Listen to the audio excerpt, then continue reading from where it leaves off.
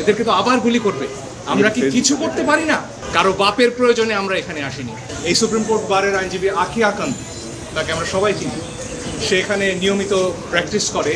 তার স্বামীর কথা সে পরিচয় দিচ্ছিল যে একদিনও গলা উঁচু করে তিনি কথা বলেননি।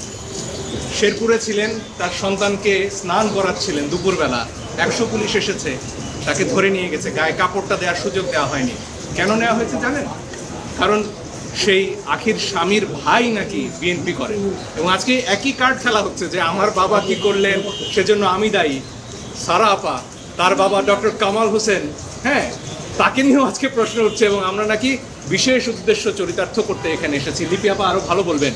সেদিন সকাল 9:15 যেদিন কালকে আমরা তো এই পিটিশন দায়ের করলাম, লিপি আপা বললেন যে বাচ্চারা তো ডাক দিয়েছে রাস্তায় নামার, এদেরকে তো আবার গুলি করবে। আমরা কি কিছু করতে পারি না?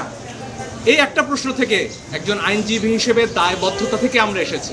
আধা ঘন্টার মধ্যে পিটিশন ড্রাফট করে আমরা বলেছি যেভাবে পারে যে পারে যেন এই গুলিটা থামানোর চেষ্টা করা হয়। আমরা আমাদের সন্তানদের রক্ষা করার জন্য এসেছি, কারো বাপের প্রয়োজনে আমরা এখানে আসিনি। আমার লিপি আপা আরো ভালো বলতে পারবে।